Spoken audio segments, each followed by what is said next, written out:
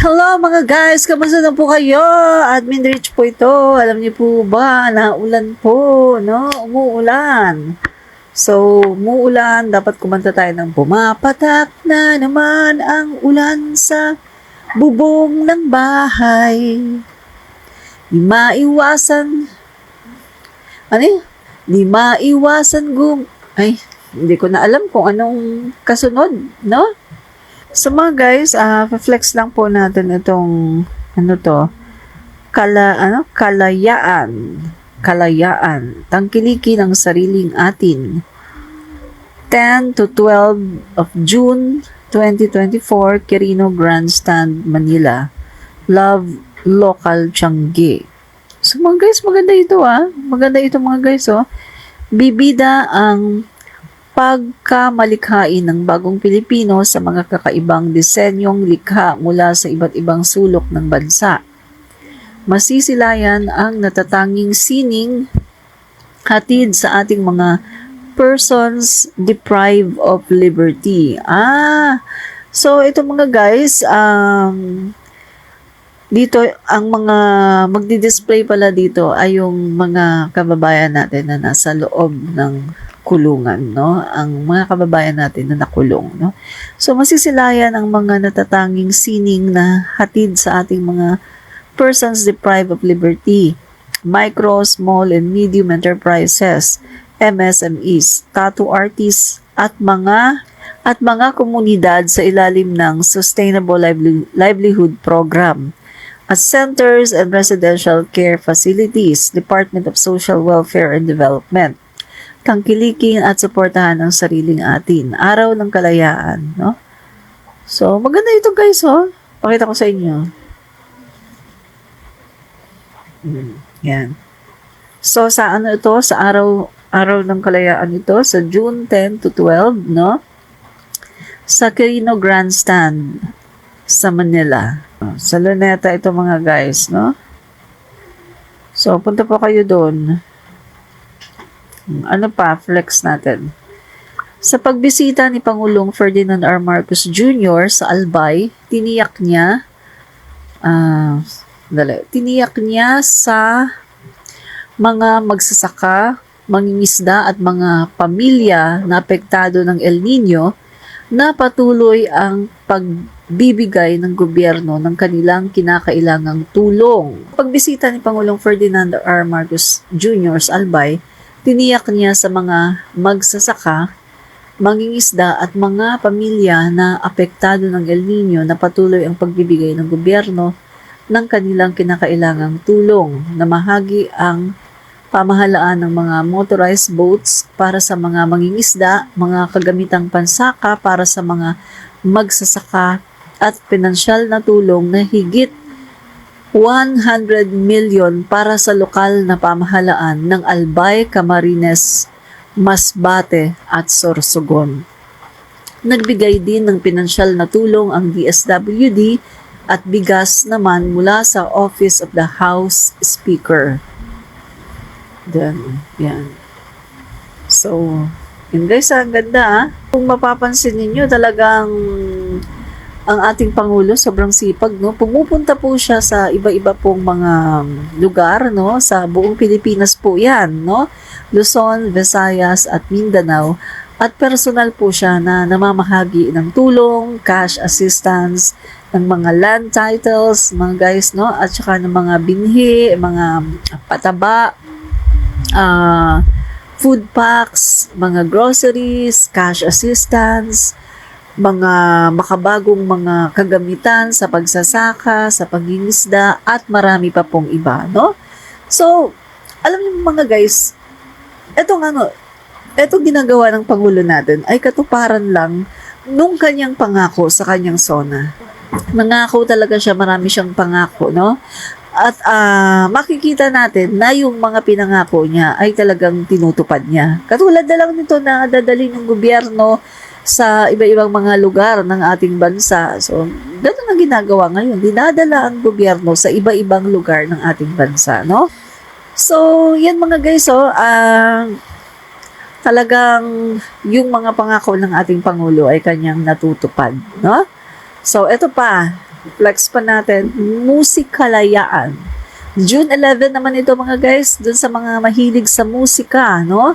Kasabay ng pagdiriwang ng ating kalayaan, ang pagdiriwang din ng talentong Pilipino sa musikalayaan. Ngayong June 11, 2024, abangan ang pagtatanghal ni na power vocalist na sila Bea Sacramento, Princess Vire, at Chloe Redondo, Pletora, and The Juans. Ang kilala ko lang dito yung Pletora, no? So, yung iba hindi ko nakilala. May didishit, sabi ng didishit, si Rosel Jorolan Suminod, magkano bayad sa'yo? Ikaw, magkano bayad sa'yo sa trolling? Ha? Kasi kami, FYI, kami mga PBBM or Marcos supporters and Marcos loyalists na mga vloggers ay hindi po kami binabayaran, no? Kahit 5 wala pong binibigay sa amin si PBBM. Pero kayo, yung mga vloggers nyo, maraming ebidensya na sila'y mga bayaran. Bukod sa bayaran sila ng Duterte, bayaran pa ng China. Diba? So, kami mga Marcos pro-admin vloggers, hindi po kami bayaran, no? Kaya wag nyo kaming itulad sa inyo na mga bayaran, no? So, ayan nga po mga kaibigan, no? Lahat ng mga pangako ng ating Pangulo ay unti-unti na po natutupad. At tinutupad niya talaga yung kanyang mga sinasabi na dadalhin ang Malacanang, no, sa iba-ibang lugar sa Pilipinas. At ito na nga ang ginagawa niya. Nakakatuwang isipin, mga kaibigan, dahil ngayon lang tayo nagkaroon ng ganitong Pangulo na talagang dinadalaw ang lahat ng mga ating mga kababayan sa iba-iba pong mga lupalop ng ating Pilipinas at talagang dinadalhan ng tulong personal. Bakit po ginagawa ng ating Pangulo ito na personal po niyang dinadala ang tulong?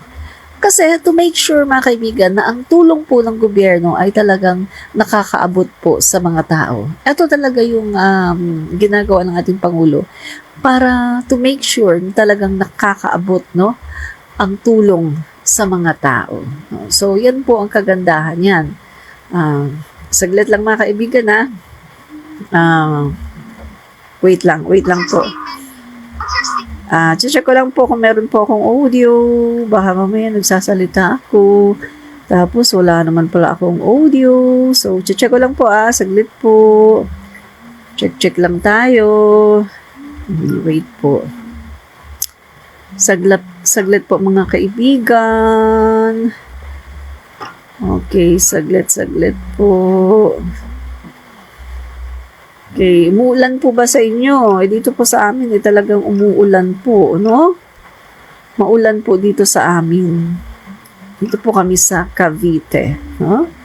Saglit po guys, Kayo po, saan po kayo banda? Saan sulok ng daigdig kayo naroroon? No? Okay, saglit lang po. Wait.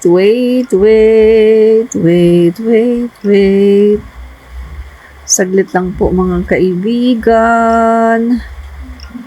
Yan. Okay. Saglit. Yan.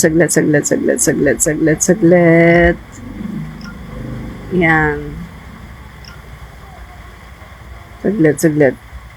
Mag-share lang ako saglit. Mag-share lang ako saglit. Yan.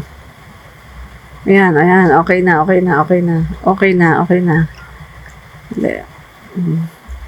Saglit, sa kapatid ko. Share ko lang sa kapatid ko. Saglit Kasi sabi po ng aking sister, bakit daw walang notification? Kapag ako daw ay nagla-live, wala daw notification. No? Kaya hindi daw sila nakakanood. Yan. Okay, senior ko na para yan. Okay. Ayan na mga guys, no? So, tuloy po natin, no? Punta po punta ulit tayo doon at finiflex po natin yung mga ginagawa po ng ating Pangulo, no? Yan. So, dito na po tayo. Yan nga po mga kaibigan, no? PBBM's admin aid to Bicol, total of 162 million. 162 million. Yan po ang tulong na dinala ng ating Pangulo sa Bicol, no? So, a total of 162 million in financial assistance was extended by President Ferdinand R. Marcos Jr. on Friday. Ngayon po ito, no? To farmers and fisher folks affected by the El Nino phenomenon in Bicol, along with other various government assistance and services. Mga kaibigan, bago natin ituloy yung pagbabasa ng balita na to, no? I-recall ko lang mga kaibigan, nung panahon na bagong panalo si PBBM no, no, mga kaibigan. Expected mo kasi, no, sa isang trapo, sa isa pong trapo hindi naman trapo si PBBM. Ang isa pong trapo na politician, ganito po yan eh. Kapag nanalo po yan, yung mga pinangako niya, hindi na yan, wala nang pakialam yan eh. Hindi na yan inaalala yung mga pinangako niya. At ang isang trapo po na politician, expected nyo na kapag po yan ay na luklok sa kanyang pwesto, mag-aano yan eh, magre-revenge. Doon sa mga lugar na kung saan natalo siya o doon sa lugar na baluarte ng kanyang kalaban, magre-revenge yan. Usually, hindi po yan magpapakita doon para magbigay ng tulong. Pero ibahin po ninyong ating Pangulong Bongbong Marcos dahil ang Pangulo po natin ay isang napakabuti at isang makabagong yung kanyang pag-uugali ay isang makabagong Pilipino, makabagong politician, hindi po traditional old politician na talaga namang naghihiganti, kapag nanalo na, wala na yung kanyang pangako, hindi na niya naalala. Pero si PBBM po iba. Talagang siya ay isang bagong politiko. Kasi nung nanalo po siya, mga kaibigan, isa po sa unang-una niyang pinutahan, ang Camarines Norte. Isa po sa unang-una niya pinuntahan, ang baluarte po ni Leni Robredo. See? At anong ginawa niya doon sa baluarte ni Leni Robredo? Nagpagawa po siya ng housing. Kung titingnan natin mga kaibigan, yung pong mga traditional old politician, no? Kung makikita nyo, hindi po sila ganyan sa ginagawa ng ating Pangulo. Usually po, kapag nanalo sila, wala na. Lalo na kapag hindi ka naman nanalo sa lugar na yon, wala na. Hindi ka napapansinin, di ba? Dadaan-daanan na lang yung lugar mo at hindi magkakaroon ng proyekto, no? Kung magkaroon man, talagang very minimal. Pero dito sa ginawa ni PBBM, inuna niya ang baluarte ni Leni Robredo, no? So, kaya mga kaibigan, nung ginawa po yun ni PBBM, ay talagang sobrang natuwa talaga ang governor doon. At yung mga taga-Camarines, mga kaibigan, natuwa talaga sila. At yun nga, sabi ng governor, dali, inom lang ako ng water.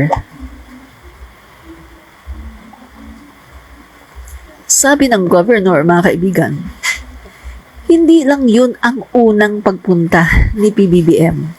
Dahil mga kaibigan, nung mga panahon daw na inatake sila ng bagyo, isa si PBBM sa unang-unang nag-response.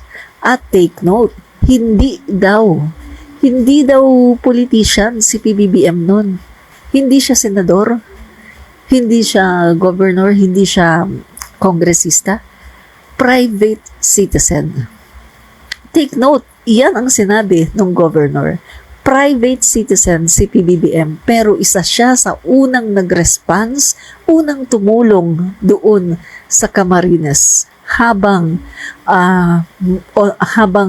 nangyayari yung sakuna, yung bagyo. So, kita natin mga kaibigan na si PBBM, dahil sa mga ginagawa niya ng mga pagtulong, andyan yung bumabalik sa kanya yung blessing. At yung blessing na yan mga kaibigan, aside from sa wealth, sa health, ayan yung pagmamahal ng tao. Binibigay kay PBBM ang pagmamahal ng mga tao. Dahil nakikita ng mga tao na, ay itong taong to, hindi naman siya politician. Itong taong to, hindi naman siya senador ng Pilipinas, pero nandito siya, tumutulong. 'Di ba? Ay, noong mga panahon nga ng Yolanda, private citizen yan. 'Di ba? O mga panahon ng yung mga panahon na marami pumutok yung Taal Volcano, tapos yung meron ba sa Zamboanga, madami mga kaibigan na talagang si PBBM po ay hindi po senador ng Pilipinas, hindi po politician, pero pumupunta siya at talagang personal na nagpapaabot ng tulong. Yan ngayon ang nangyari. Kaya yung mga tao talagang mahal na mahal si PBBM. At eto ngayong Pangulo na siya, nagagawa na niya yung lahat ng gusto niya na pagtulong. At eto nga mga kaibigan, dinadala sa mga probinsya ng ating bansa, no? Ilan ang provinces natin? 82 provinces. Dinadala mga kaibigan ang bagong Pilipinas Serbisyo Fair sa 82 provinces ng buong Pilipinas. At hindi lang yan meron pang presidential assistance na tinatawag. Meron ng bagong Pilipinas Serbisyo Fair, meron pang presidential assistance. Grabe dinadala niya mga kaibigan sa iba-ibang lugar ng ating bansa ang tulong. Talagang tinutupad niya yung kanyang pangako, no? Napakagaling po ng ating Pangulo. The best talaga, no? So yan, basahin na natin, no? Sabi dito, of the figure, President Marcos handed over 10.28 million in cash assistance to Camarines Norte Governor Ricarte Padilla and 50 million to Camarines Sur Governor Luigi Villafuerte during the distribution of land titles, support services, and financial assistance in Pili, Camarines Sur. So kita niyo mga kaibigan, tapos consistent pa sa pamimigay ng land titles. Only in the time of President Marcos Jr., no? Nangyari yung massive pamimigay ng land title sa panahon ni President Marcos Sr. at ngayon nangyayari ulit sa panahon ni PBBM. Anong sabi ng ating Pangulo? Naalala ko yung kanyang speech. Hindi daw hihinto, no? Hindi daw hihinto ang gobyerno hanggat meron pang mga nakikita na mga magsasaka na walang lupa. Or hanggang meron pang mga magsasaka na walang pagmamay-ari or walang titulo ng lupa, hindi daw hihinto ang kanyang gobyerno sa pagpaprocess, sa pamimigay ng mga lupain, mga land titles sa mga magsasaka. No? So, ang galing ng ating Pangulo, mga kaibigan, andun talaga yung political will, no? Na eto talaga ang gusto niyang gawin, eto talaga yung pagtulong, taos sa puso, no, mga kaibigan, na hindi dahil sa, tumutulong dahil politiko. Hindi ganun. Talagang makikita mo sa ating Pangulo, maliit pa lang siyang bata, di ba? Kung napapanood nyo or kung napanood nyo yung isang movie ni President Marcos Sr. na starring doon si PBBM, maliit pa lang siya. Kasama niya sina Vilma Santos. Di ba ang sabi ni PBBM, I'm Bongbong Marcos. Paglaki ko, gusto kong maging politician. Gusto kong mamigay ng libreng bigas, ng toys para sa mga bata, etc. etc. Ngayon, tinutupad na niya, mga kaibigan. Blessing niya ng Panginoon kasi nakita ng Panginoon yung puso ng ating Pangulo. Nakita ni Lord na ang ganda ng puso nito. Kaya talagang kanyang binless at eto ngayon mga kaibigan, ang Pangulo natin ay isa ng talagang President of the Philippines. Diba? blessed na blessed tayo sa pagkakaroon ng isang presidente na katulad ng ating Pangulo, no? So, ano pa mga kaibigan? Ang sabi dito, President Marcos also distributed over 41.55 million in financial assistance to Albay Governor Edsel Grex Lagman. And ano pa? 10.23 million to Catanduanes Governor Joseph Cua.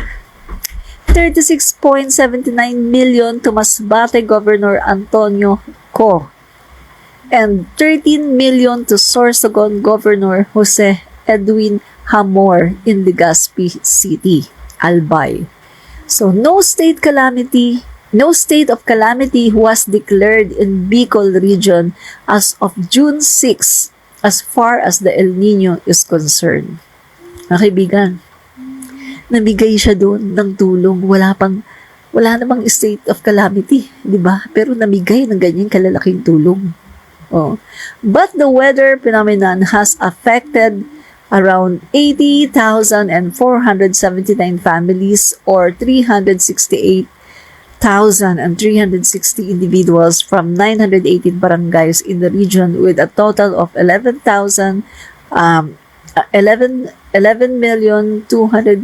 and 11,252.11 hectares of agricultural and damage, resulting in a total production loss of 21,333.88 metric tons worth of 538.87 million. No? So, dahil sa El Nino mga kaibigan, El Nino, ito kasi yung naging kalaban natin in the past, di ba? El Nino, tagtuyot mga kaibigan, na talagang nagka-crack yung mga lupain pagkatapos yung ating mga crops ay talagang nasisira. Yung iba naman hindi na siya talaga na naka-harvest kasi nababansot, yung iba talagang nasisira talaga. So, walang nangyari mga kaibigan. Pero etong Pangulo natin, siya ay namamasyal sa iba-ibang mga lupalop ng ating Pilipinas, no? Ating bansang Pilipinas, at namimigay siya ng mga ayuda, ng mga cash assistance, ng mga kagamitan na pangsaka para ma-revive ulit mga kaibigan yung mga sinaka ng mga farmers, yung mga tinanim nila. At take note mga kaibigan na binibigyan pa sila ng mga option para magkaroon sila ng ibang pangkabuhayan habang nag-aantay sila ng araw na kung saan sila ay muling makakapagtanim, di ba? So, na-interview yung mga ating mga farmers at yan nga po ang sinasabi nila na nagpapasalamat sila sa ating Pangulo dahil ngayon lang mga kaibigan, no? Yung taga Davao nga ano sabi nung taga Davao na lalaki? First time na nagkaroon ng Pangulo ng Pilipinas na pumunta daw sa kanila at namigay ng mga cash assistance. Diba? O, sa Tawi-Tawi din. O, ano sabi ng mga tao doon? First time na merong Pangulo ng Pilipinas na pumunta dito at binigyan ako ng tulong. Sabi ng lalaki, diba? So, talagang first time, mga kaibigan. Ngayon ka lang makakita ng ganito eh. In the time of Digong, hindi naman ganito si Digong eh. More on, si Digong, mga kaibigan eh. Pinaggaganon niyo yung mga tao. Chugi. O sige, ichugi lahat yan. Tungkol sa droga, ichugi nyo. Ano yan? Hindi pa yan, kumbaga walang due process. Basta tungkol sa droga, ichugi nyo. Sige, ichugi nyo. Wala siyang pakialam. Basta ichugi nyo yan. Tungkol sa droga, hindi pa suspected pa lang. Ichugi lahat. Yun ang nangyari. Yun ang ginawa ni Digong. Pero sa ating Pangulo ngayon, PBBM, sobrang makatao, makadiyos, makapilipino, makabansa, makapilipinas, makabayan. Grabe. Sobrang napakabuti ng ating Pangulo. Napakabait ng ating Pangulo. Kaya nga sabi ko, deserve naman natin na magkaroon ng ganitong klaseng Pangulo ng Pilipinas eh. Kaya talagang sabi ko, salamat sa Diyos. Salamat talaga sa Panginoong Diyos at binigyan tayo ng ganitong klaseng Pangulo ng Pilipinas na talagang pinapakita niya hindi lang sa salita, kundi sa gawa, mga kaibigan. Unlike kay Digong. Nangangampanya si Digong. Tinanong siya, ano magagawa mo doon sa problema sa West Philippine Sea? Anong sabi ni Digong? Para makakuha siya ng boto, anong sabi niya? Magje-jet ski ako, pupunta ako saan, pagkatapos sasabihin ko sa mga Chinese, this is ours, tapos itatarak daw niya yung bandila ng Pilipinas. Hello? Pagkatapos nung Pangulo na siya ng Pilipinas, sinisingil siya ngayon ng mga kababayan natin. Nasaan yung pangako mo na magje-jet ski? Bakit himod ka sa puwet ni Xi Jinping? Bakit ibinibigay mo ng West Philippine Sea? Ano sabi ni Digong? Ano yun eh? Kampanya lang yun. Mga tanga naman pala kayo. Bakit kayo naniniwala? Diba? Ganon pa si Digong. Bakit daw naniniwala? Mga tanga daw. Mga naniniwala sa kanya, mga tanga daw. See? So mga kaibigan, ganyan po si Digong. Wala siyang isang salita.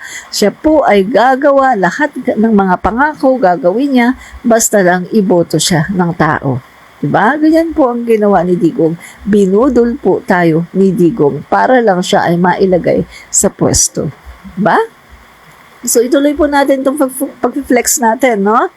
So, ayan nga po mga kaibigan, President Marcos also led the distribution of a total of 2,115 certificates of land ownership award, CLOAs, and electronic titles or e-titles to 1,965 agrarian reform beneficiaries, also in Bicol.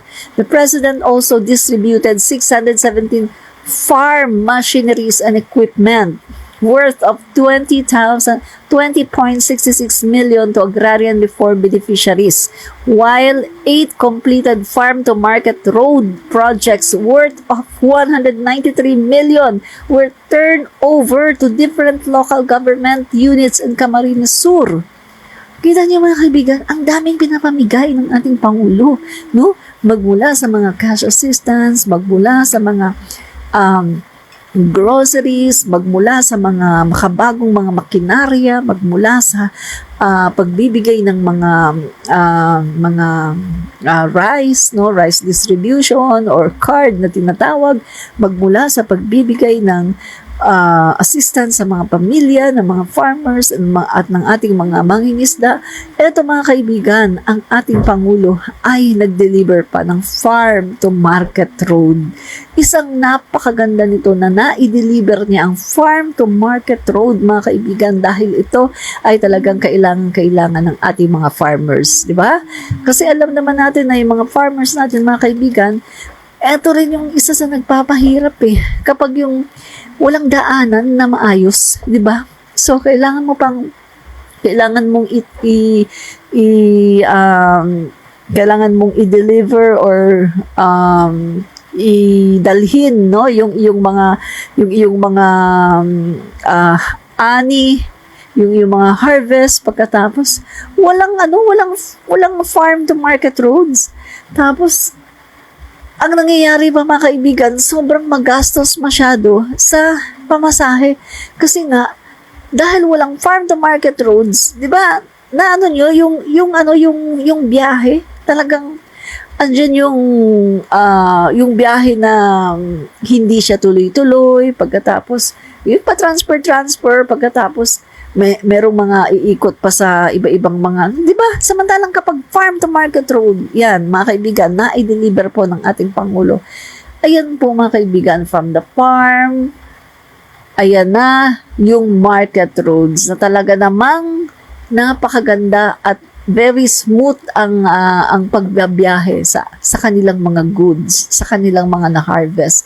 So, hindi na po sila masyadong mamoproblema sa sa cost, no, mga kaibigan, ng pagta-travel ng kanilang mga goods. Yan. Kaya ang ganda talaga, ang ginagawa po ng ating Pangulo ngayon, ramdam na ng taong bayan. Kaya nakikita niyo mga kaibigan, kahit gaano po ang paninira ng mga Dutertes, kahit gaano po ang pagsasabi nila na bangag daw ang Pangulo natin, ng Pangulo natin daw ay hindi daw nagmahal sa bayan, pinapababa nila.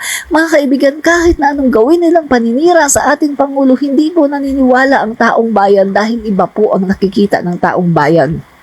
Dahil mga kaibigan, ang nakikita ng taong bayan ay opposite doon sa sinasabi ng mga Dutertes na bangag daw ang Pangulo natin, na wala daw sa katinuan. Hello, kita niyo naman, di ba?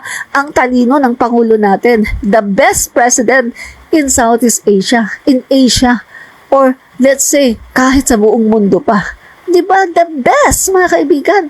At pag nag-isip ang talino, hindi mo iisipin na walang doctorate, 'di ba? Hindi mo iisipin na walang masteral, walang doctorate. Pag narinig mo siya mga kaibigan, ang talino.